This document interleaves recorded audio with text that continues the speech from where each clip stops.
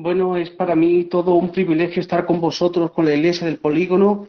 Llevamos un culto precioso y estoy disfrutando, escuchando las alabanzas de las hermanas y las oraciones de intercesión, en fin, lo que es un culto para el Señor. Un culto donde le damos la gloria y la honra y donde el Señor, por su misericordia y por su gracia, nos llena de bendición y de alegría en nuestros corazones.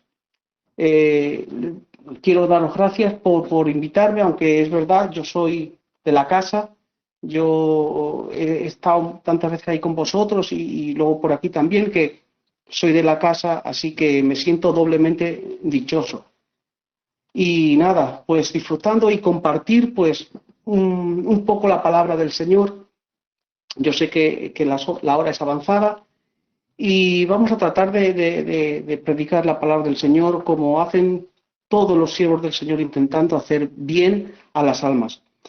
Yo pensando en qué podía compartir en la noche de hoy, pues estaba mirando a ver lo que compartí la otra vez que estuve con vosotros. Y estuve hablando acerca de la primera epístola del apóstol Pedro, los primeros 9 versículos.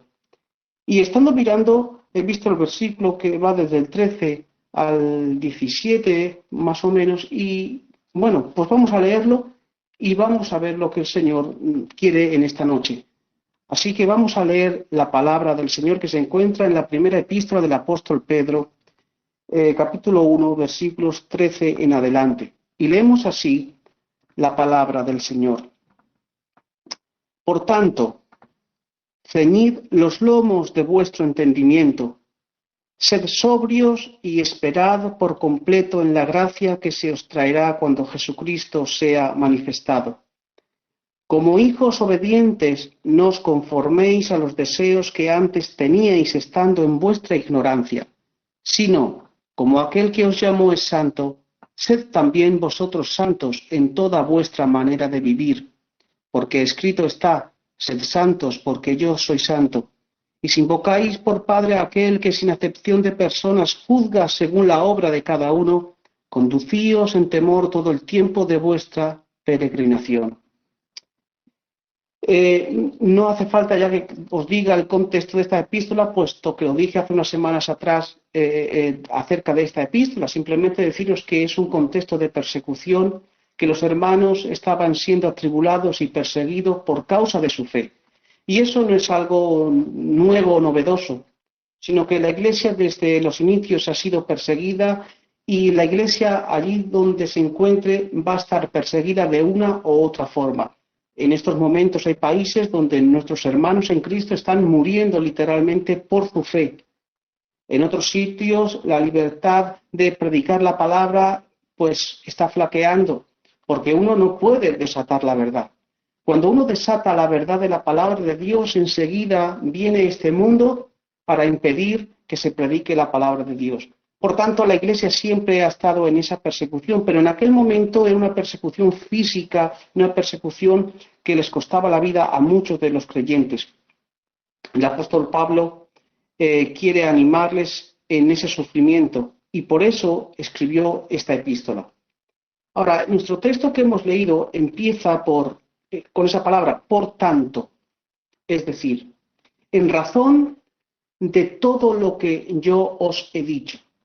El argumento de esta porción de las Escrituras que hemos leído se sustentan en dos pilares. En los primeros 12 versículos y luego a partir del versículo 18 cuando dice sabiendo. Es decir, el apóstol sustenta la exigencia a llevar una vida santa en los indicativos. Es decir, un indicativo es un hecho que ha sido hecho. Luego de los indicativos vienen las exigencias, los imperativos.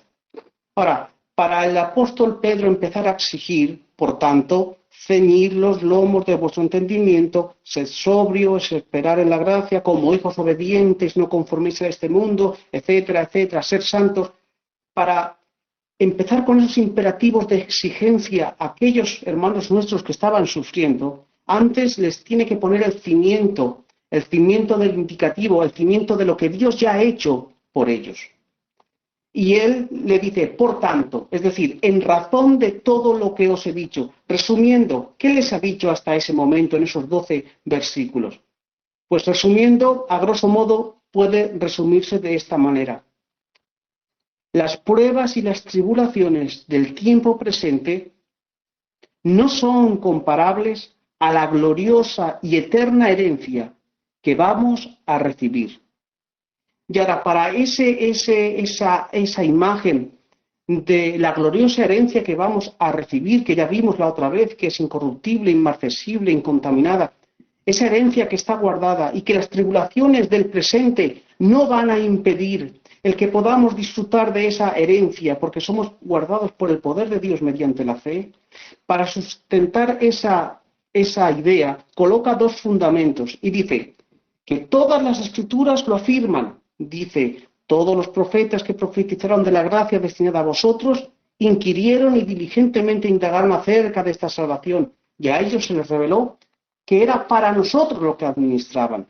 Y otro pilar es que incluso los ángeles del cielo, los ángeles santos, están fascinados viendo esta salvación y aquello que nos esperan. Dice el versículo 12, última parte, cosas en las cuales anhelan mirar los ángeles. Por lo tanto, lo que ha dicho, ya que fuimos elegidos por la gracia de Dios para ser creyentes, ya que nos ha dado una esperanza viva, ya que tenemos una herencia reservada en los cielos, ya que las pruebas no nos van a arruinar porque somos guardados por el poder de Dios mediante la fe, ya que los profetas hablaron de la gracia destinada a nosotros, y ya que los ángeles están mirando con gozo esta salvación que nos ha sido regalada, por esto, ceñid los lomos de vuestro entendimiento. Ahora, ¿qué significa eso de ceñid los lomos? Sabéis que lo habéis visto por las películas, que en los tiempos bíblicos los hombres llevaban como unas túnicas largas que llegaban hasta los pies.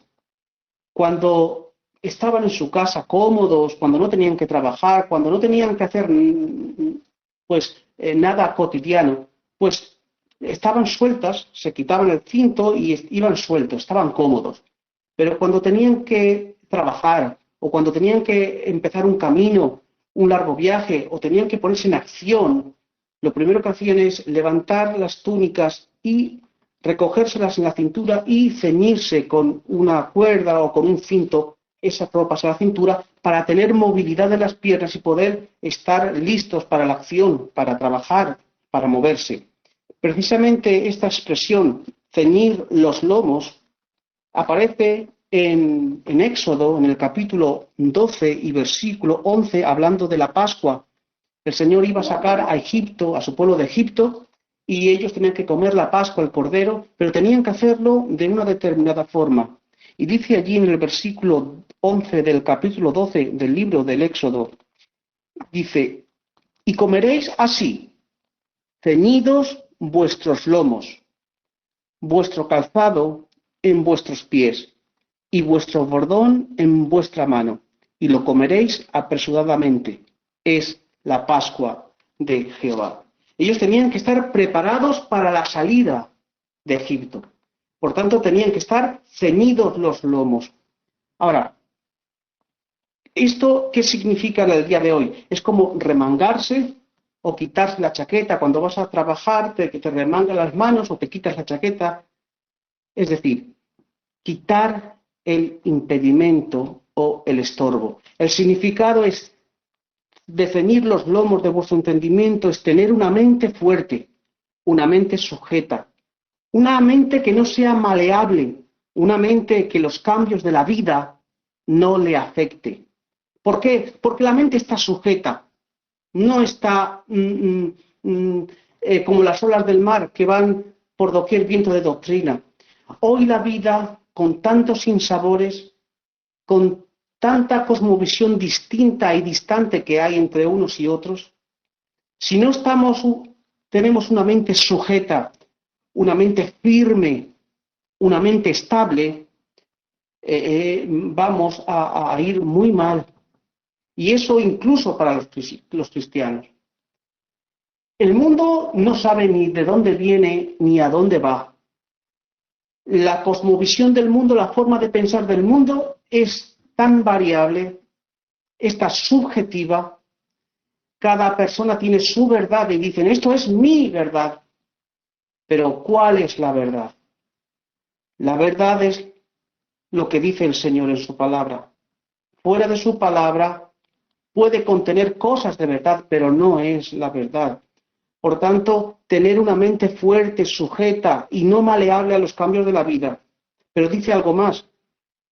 Ceñid los lomos de vuestro entendimiento, sed sobrios. Está claro, ser sobrio es lo contrario de estar ebrio.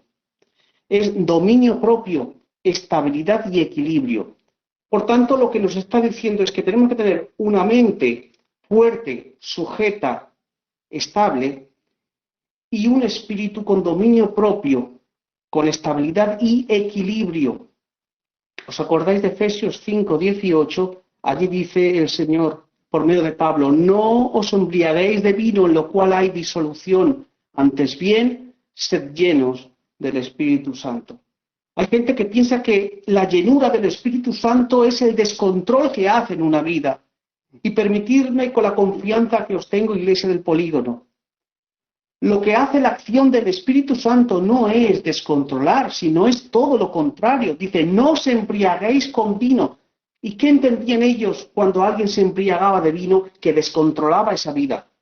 Ahora pone un antónimo. Antes bien, sed llenos con el Espíritu Santo o dejaos llenar. No impidáis que el Espíritu Santo os llene, porque el Espíritu Santo lo que hace es controlar. Yo no puedo tener más del Espíritu en una ocasión y a veces menos. El Espíritu Santo es una persona que se está o no está. No puedes tener una parte del Espíritu. Lo tienes o no lo tienes. Dice la Biblia que aquel que no tiene el Espíritu de Cristo no es de él. Por tanto, el Espíritu Santo lo tenemos todos los que hemos creído. Pero entonces, ¿qué significa ser lleno del Espíritu? Es dejar que el Espíritu Santo vaya controlando mi vida. Porque a veces yo controlo mi vida, yo tengo mis pensamientos, yo tengo mi forma de pensar, yo tengo mi forma de actuar y no dejo que el Espíritu Santo gobierne mi vida. La llenura del Espíritu Santo es el gobierno que hace el Espíritu Santo en mi vida y va controlando más de mí y voy yo dejando más terreno al Espíritu. Eso es la llenura, control, no descontrol, sino control. Ahora, ¿cómo consigo esto? ¿Cómo consigo tener una mente fuerte, sujeta, que no sea maleable a los cambios de la vida, tener un espíritu con dominio propio, estabilidad y equilibrio? Mire lo que dice el apóstol Pablo en esta epístola, versículos 24 y 25, hablando de la gloria del hombre. El hombre natural tiene una gloria, se gloría en muchas cosas, pero en todo vacío, todo es vano y todo es pasajero. Mira lo que dice allí, porque toda carne es como hierba. Toda carne, es decir, todo hombre, toda persona, todo ser humano es como la hierba. Dice, y toda la gloria del hombre, todo lo que puede alcanzar el hombre, es como la flor de la hierba. La hierba se seca y la flor se cae. Esa es la firmeza del hombre. Esa es la firmeza de los pensamientos y de los sentimientos y de el espíritu del hombre. Es y no es. Es cambiante. Es inestable. Es pasajero. Hoy piensa en una cosa, mañana piensa en otra. Así va el mundo con esa inestabilidad en el pensamiento, en el sentimiento, en todo lo que tiene que ver con el ser humano. Pero enfrente a toda esa cosmovisión del mundo que es inestable, dice, más la palabra del Señor permanece para siempre. Está firme, está estable. Mientras la gloria del hombre y los pensamientos del hombre están hoy y mañana no están, hoy piensan de una forma y mañana piensan de otra, la palabra del Señor permanece estable y firme para siempre. Y además dice algo, y esta es la palabra que por el Evangelio os ha sido anunciada. ¿Dónde puedo conseguir esto? En el Evangelio. ¿Y qué es el Evangelio? El Evangelio no son solamente los 4 evangelios que tenemos en nuestras Biblias. El Evangelio significa la buena noticia. Ahora, esa buena noticia no empieza con Jesucristo. Cuando abres la carta a los romanos, ¿qué dice? Que Pablo fue llamado para ser un apóstol y apartado para el Evangelio de Dios.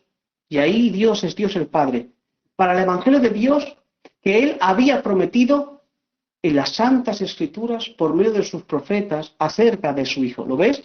Hay un Evangelio del Padre y luego está el Evangelio del Hijo.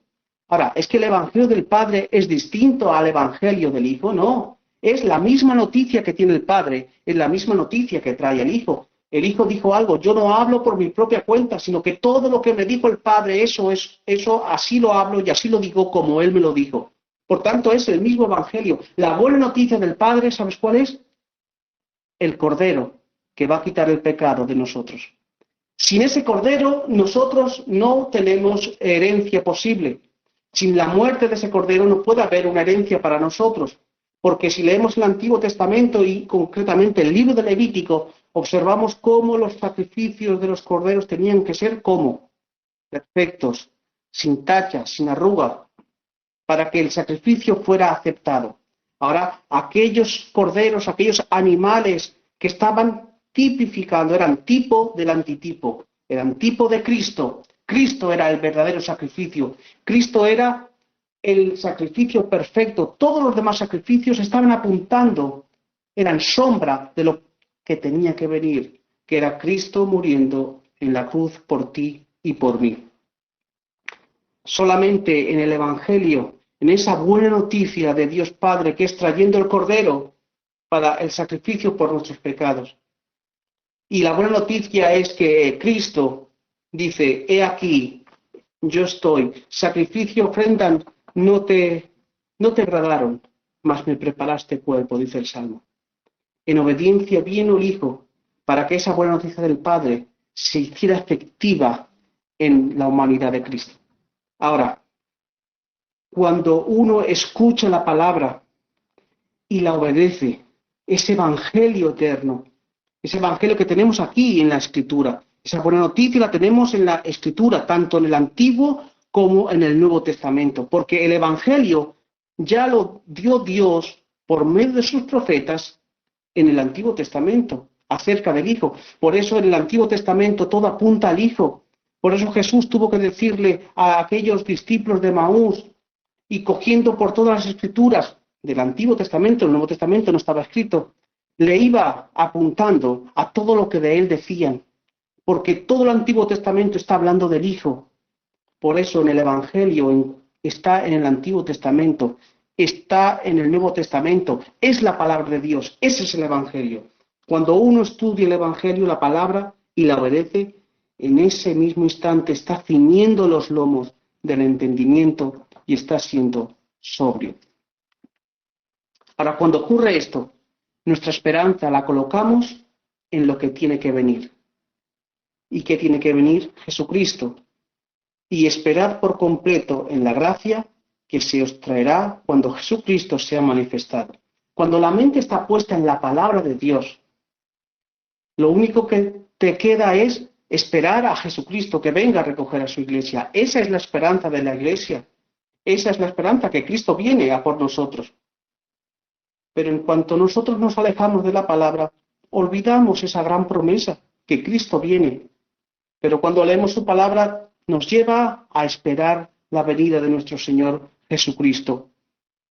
Versículo 14 dice, como hijos obedientes no os conforméis a los deseos que antes teníais estando en vuestra ignorancia, sino como aquel que os llamó es santo, sed también vosotros santos en toda vuestra manera de vivir, porque escrito está, sed santos porque yo soy santo. Dice, como hijos obedientes, no os conforméis a los deseos que antes teníais estando en vuestra ignorancia, versículo 14. Como hijos obedientes, es decir, tenemos dos opciones, o ser obedientes o ser desobedientes. Ahora, la palabra obediente significa literalmente oír desde abajo. Y esto puede parecer un poco chocante, ser un hijo obediente. O sea, la palabra obediencia ¿Significa oír desde abajo? Sí. Es la palabra griega hipokoe. Hipo o hupo tiene que ver con bajo y akowo, oír. Por tanto, literalmente esa palabra significa oír desde abajo. Es decir, la figura es el Señor que habla al siervo. El Señor era el amo. El Señor era el que tenía la autoridad. El siervo era el que obedecía. El siervo era el que estaba a los pies. Esa es la idea. Es decir, cuando uno está a los pies de Cristo, tiene una actitud de humildad del siervo. Por eso los creyentes se nos llama los siervos y las siervas de Jesucristo. Porque no hay otro título en la iglesia del Señor, iglesia del polígono. Yo sé que vosotros lo sabéis, simplemente recordaros. No hay ningún título mayor que ser siervo y ser sierva de Jesucristo. ¿Y eso qué implica? Estar orando, estar leyendo, que es buenísimo, además es conforme nosotros vamos adaptándonos y saboreando ya la eternidad por medio de la escritura y por medio de la oración. Pero más bien es una actitud sumisa, una actitud obediente, es una actitud sumisa. Y la palabra obediencia, oír desde abajo, implica ponerse uno de rodillas a los pies de Cristo. Por tanto, la voz de Cristo está por encima de mi cabeza, yo estoy a los pies, por tanto, escucho desde abajo. Esa es la posición del obediente, el que se humilla ante la palabra de Dios. Porque la palabra nos humilla, la palabra nos dice perdona. Y a veces yo tengo razón y me lleno de mi razonamiento y no quiero perdonar al hermano o a la hermana. Pero si la palabra me dice perdona, no pagues mal por mal, sino paga el mal con el bien, y haciendo esto, ascuas de fuego amontona sobre su cabeza, yo tengo que obedecer, pero eso implica a veces humillarme a mí mismo. Así soy obediente, porque la palabra desobediencia significa oír de la misma posición. Para coe. Para es una preposición que significa al lado de. Y acobo, oír. Oír al lado. Ahora, ese es el desobediente, el que oye al mismo nivel. Y yo pongo este ejemplo. Imagínate que vas por la calle y pasas por una obra, por ejemplo, y el encargado de la obra dice, por favor, ¿podrías venir aquí y sujetar esto un momento? Bueno, tú le puedes hacer caso o no hacerle caso, porque ese encargado no está sobre ti, no manda sobre ti. Por tanto, puedes decir, no te hago caso, tengo cosas que hacer, y desobedecer, porque tú estás a la misma altura, él no está por encima de ti. Por tanto, puede haber desobediencia. Pero, sin embargo, si tú estás trabajando en esa obra, y él no es un encargado, sino que es tu encargado o es mi encargado, y nos dice, por favor, ¿podrías sujetar eso? Claro que vamos a hacer caso, porque él está por encima de mí, él es mi capataz, por tanto tengo que obedecer, porque me pongo en la posición de un siervo, él es más grande que yo, él es mi jefe, tengo que obedecerle. Ahí está la obediencia. El obediente es el que reconoce al Señor, al Cristo de la gloria. Ahora, la pregunta que nos hacemos todos nosotros, y el primero, es ¿quién es mi Señor? ¿Quién es tu Señor? Cristo nos ha salvado, es nuestro Salvador. Pero hay gente que a Cristo lo tiene como el Salvador. Pero eso es el inicio. Él me ha salvado. Pero me ha salvado para convertirse en mi Señor. Por tanto, Jesucristo no solamente es mi Salvador, sino que es mi Señor. Y si Él se ha convertido en mi Señor, yo automáticamente me he convertido en su siervo. Y el siervo se humilla ante su palabra y la obedece, porque la oye desde abajo, la oye con humildad. Por eso dice, como hijos obedientes, no os conforméis a los deseos que antes teníais estando en vuestra ignorancia. Es decir, no adoptéis la forma de la vida incrédula. No volváis a esa forma cuando estabais en vuestra ignorancia. La palabra deseo significa un deseo intenso, epitumía. La preposición epi da intensidad, es sobre, encima o súper. Y tumos significa sentimientos internos que se inflaman rápidamente. Ya puede ser la ira, el furor o la pasión. Por tanto, epitumía significa un deseo intenso y que se inflama rápidamente, que enseguida coge como un fuego que enseguida se extiende. No os conforméis a esos deseos que antes teníais estando en vuestra ignorancia. Es decir, cuando el Evangelio era una ignorancia para vosotros, cuando la palabra del Evangelio no había llegado a nuestras vidas, nosotros nos conducíamos por nuestros sentimientos y nuestros sentimientos a veces se inflamaban, la ira, el furor, la pasión, cualquier cosa. Esa era la norma de nuestra vida, llevarnos por nuestros sentimientos. Nuestros sentimientos marcaban nuestras acciones.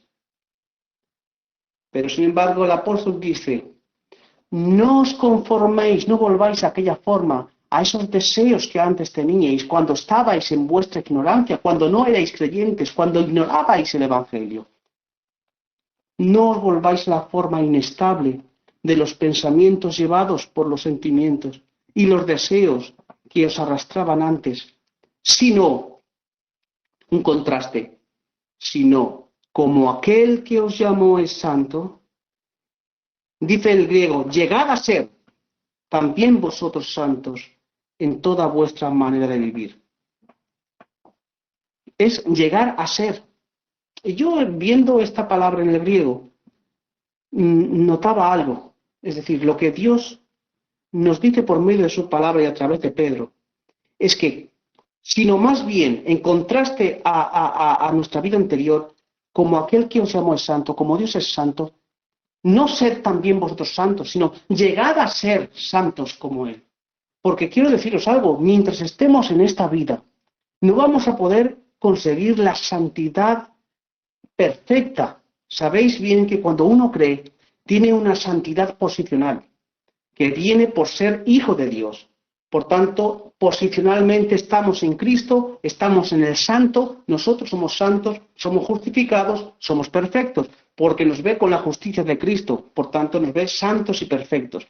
Pero en el andar cotidiano de la vida está lo que se llama la santificación progresiva, y ahí es donde está el esfuerzo, ahí es donde no tenemos que ceñir nuestros lomos con la palabra del Señor, fortalecernos con la palabra del Señor.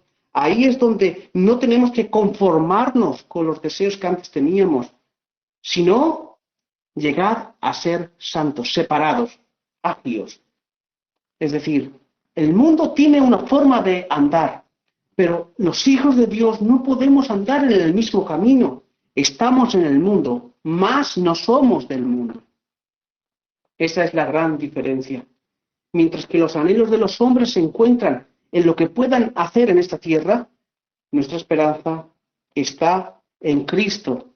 Dice, esperad por completo en la gracia que se os traerá. Por tanto, nuestra vida tiene que ser una vida santa, una vida apartada para Dios, una vida distinta. Y no distinta por religión, porque la religión puede mostrar una vida distinta, sino que tenemos que ser distintos por convicción, es decir, porque hemos sido transformados. Mira lo que dice el capítulo 2 de esta epístola.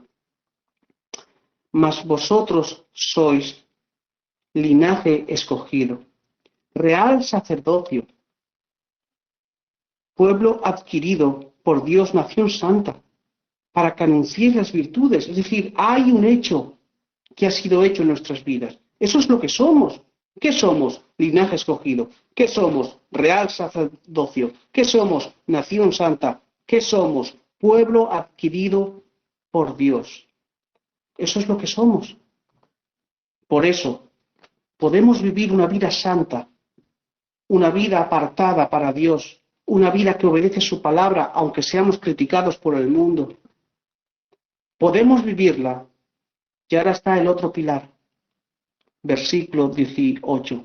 Sabiendo que fuisteis rescatados de vuestra vana manera de vivir.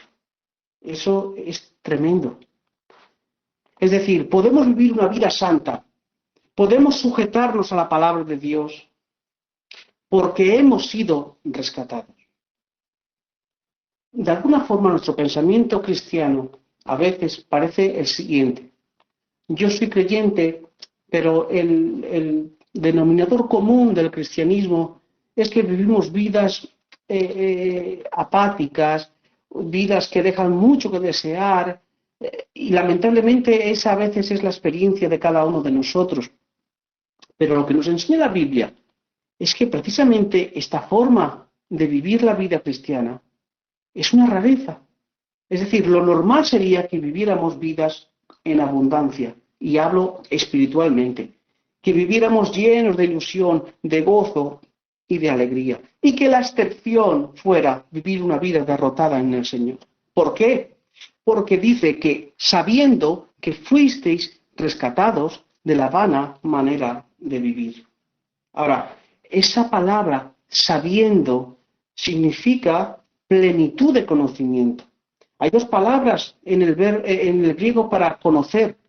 Una es ginosko, otra es oida.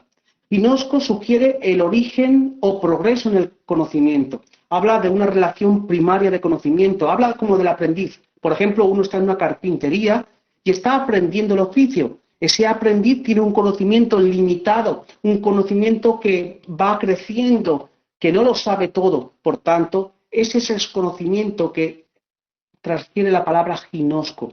Pero aquí Pedro no utiliza esa palabra, sino oida, que significa plenitud de conocimiento, el conocimiento que tenía Jesucristo. Por lo tanto, no dice averiguar o intentar saber, no, no, no. Lo que quiere decir es que tengamos un conocimiento profundo de la obra de Cristo y de sus consecuencias, sabiendo que habéis sido rescatados de la vana manera de vivir. Ahora, ese rescate nos ha rescatado. Ese rescate no es un rescate potencial, sino un rescate eficaz. Hay tres palabras para hablar de comprar, de redimir o de rescatar en el texto griego. Una es agorazo, ex agorazo es otra y otra es lutro. Agorazo es la compra en el mercado, porque la ágora es la plaza en el griego. Por tanto, hacer un agorazo es hacer una compra. Yo voy al mercado y compro algo en el mercado. He hecho un agorazo. Ahora, exagorazo es comprar y sacar, porque esa preposición ex significa sacar hacia afuera. Ya no solamente compro un producto, sino que lo saco fuera. Pero hay otro verbo que es lutro y significa el acto de poner en libertad. Los esclavos antiguamente se vendían en las plazas, en las ágoras. Ahora, cuando alguien compraba a un esclavo, había hecho un pago, un agorazo.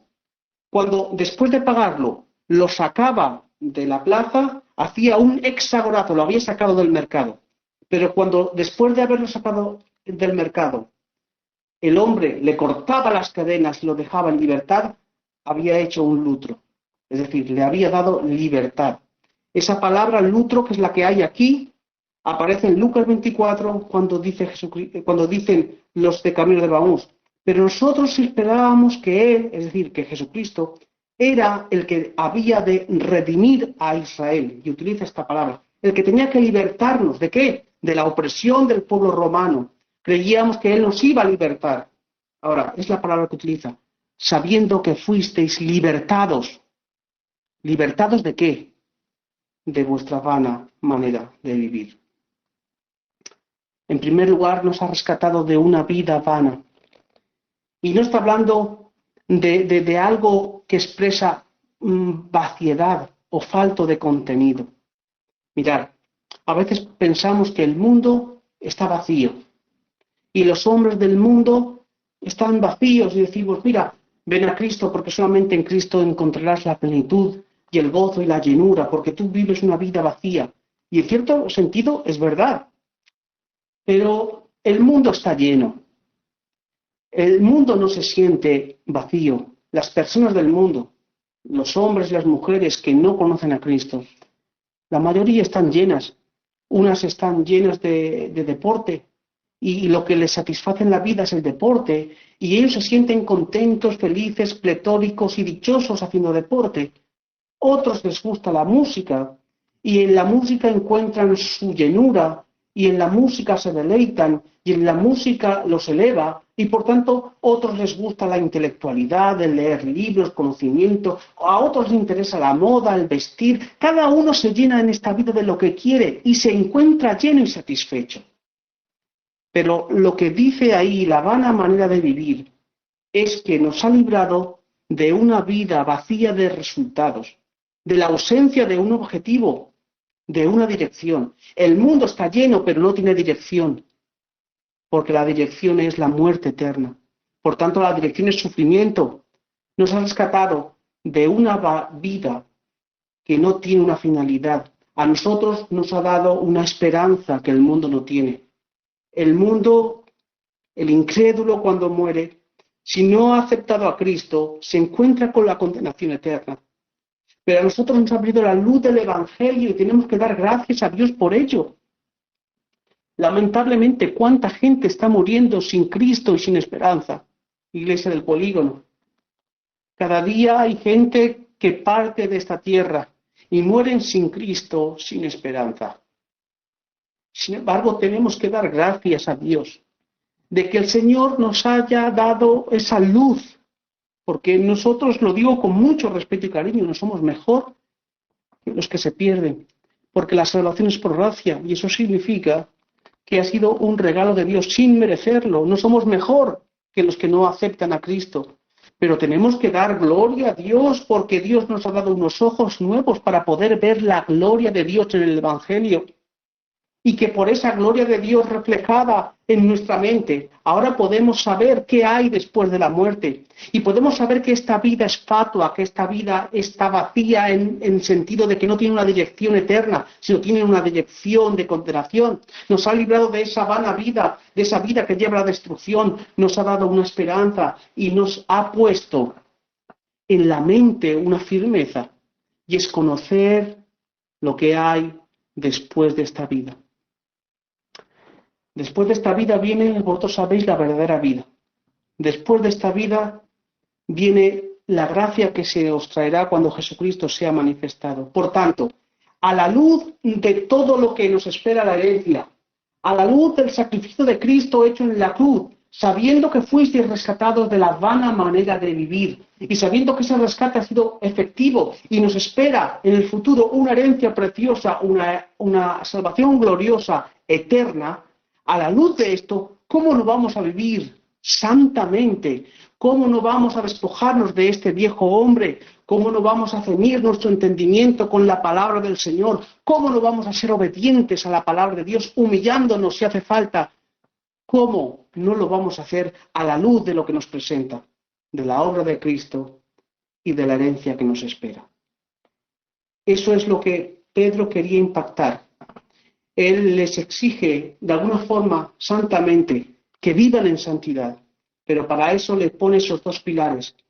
Lo que Cristo ya ha hecho, que fue un cordero sin mancha, sin contaminación, que ha pagado por nosotros, y presenta la herencia, una herencia inmarcesible, una herencia que no se marchita, una herencia eterna reservada para los cielos. Y bajo esos dos pilares, esas dos verdades, ahora dice, teniendo estas promesas y teniendo esta obra de Cristo, ¿cómo no vamos a vivir en santidad? En primer lugar, y termino, tenemos que dar gracias al Señor por haber creído el Evangelio. Porque, como dice la Escritura, no de todos es la fe. Gente que rechaza el Evangelio. Y si nosotros no rechacemos el Evangelio, más bien abracemos el Evangelio, no fue por ninguna cosa buena, lo digo con mucho respeto, que tuviéramos nosotros, sino por su gracia. Y en segundo lugar, a la luz de lo que ya sabemos, ¿cómo nos vamos a vivir para Cristo? Tenemos que llegar a ser santos. Es verdad que no lo vamos a conseguir a plenitud en esta vida, pero por lo menos vamos a andar esos pasos, esos pequeños pasos, porque el que hace pasos, aunque sean pequeños para el Señor sabe recompensar esos pasos.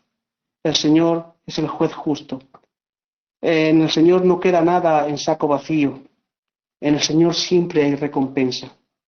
Nos ha dado la salvación de gratis, gratuitamente, y encima nos va a galardonear, nos va a dar el galardón cuando lleguemos al reino de los cielos. Esto me llena de gozo y me rompe los esquemas. Espero haberos hecho bien. Dios bendiga a todos vosotros, Iglesia del Polígono, al tío Luis también que está de Torrente, a cada hermano, a cada hermana, a la hermana Tabita, que es una bendición los WhatsApps que me envía con los salmos y las reflexiones, que es una bendición. Dios te bendiga, hermana Tabita, Pancho, todos los que, en fin, no nombro a todos, a la hermana Belina, porque dejaré a muchos y no está bien. Pero todos, todos, todos, recibir un fuerte abrazo de vuestro hermano Ricard y gracias por haber invitado y que el Señor os bendiga grandemente.